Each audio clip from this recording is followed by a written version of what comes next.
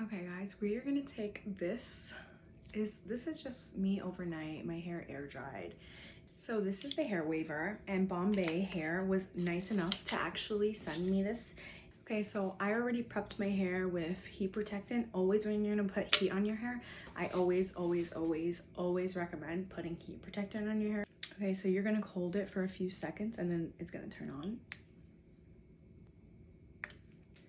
Okay, so when it turns green, when you turn it on, it'll be blue. When it turns green, you're ready to go, so you're ready to start heating your hair.